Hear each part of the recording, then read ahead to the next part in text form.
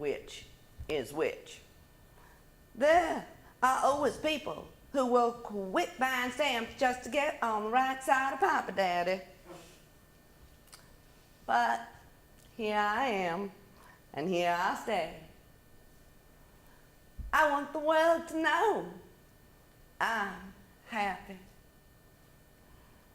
And if Stella Rhonda should come to me this minute on bended knees and attempt to explain the incidents of her life with Mr. Whitaker, I'd simply put my fingers in both ears and refuse to listen.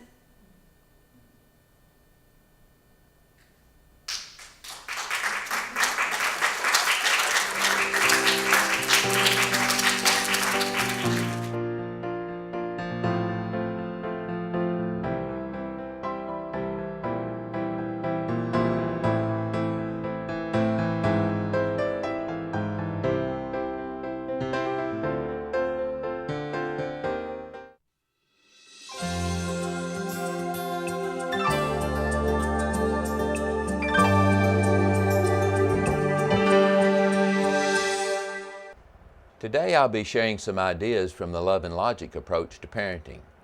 The basic premise of Love and Logic is that it takes a great deal of love to find the positives in our kids when they act poorly. Hug them before we ask them about their homework, set limits without anger, lectures, or threats, and hold them accountable for their poor decisions by providing empathy first and consequences later. When we give this special kind of love, a wise type of logic grows in their mind that says to them, when I make poor decisions, it makes my life pretty sad. I wonder how my decision will affect my life. For the parent who chooses to use the Love and Logic approach, there are two simple rules to follow. Rule number 1, adults set firm limits in loving ways without anger, lecture, or threats. Rule number 2, when a child causes a problem, the adult hands it back in loving ways. In a loving way, the adult holds the child accountable for solving his or her problems in a way that does not make a problem for others. Children are offered choices with limits. Adults use enforceable statements. Adults provide delayed, extended consequences. The adult's empathy is locked in before consequences are delivered. Let's look at one of the components of rule number 2, enforceable statements, as an example about how to put Love and Logic into practice. Many children have an uncanny ability to get us pulled into trying to control what we really can't. Truly powerful Love and Logic parents recognize this and avoid this trap by using enforceable statements.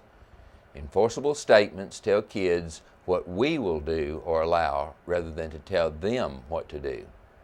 Some examples of enforceable statements are, I give treats to kids who protect their teeth by brushing, or breakfast is served until 7:30 a.m. Get all you need to hold you till lunch. My car is leaving at 8 a.m. You can go with your clothes on or in a bag. I'll listen as soon as your voice sounds like mine, or I keep the toys I have to pick up, you keep the ones you pick up. I lend to the car to those who have made a deposit equal to the insurance deductible. I'll be happy to buy you clothes that I feel are appropriate. That's Love and Logic. Remember to stay connected. You're the vital link in your child's success in growing up to be respectful and responsible. I'm Steve Fisher, and this is The Parent Connection.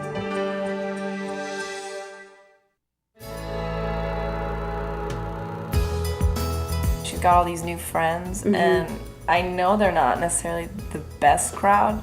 Want to build a relationship at home where your teen is free to share their feelings?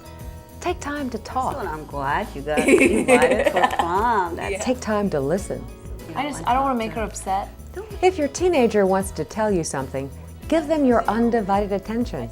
Let home be the place where you talk about subjects that are fun and about subjects that are difficult. Don't know where to start? Books can help.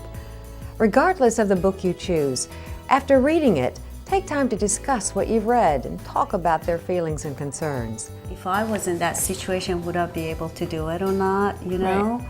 Remember, your teen's ideas are important, and your ability to listen is key to fostering a positive home environment. This Choose Success moment has been brought to you by the Middle Tennessee P16 Council.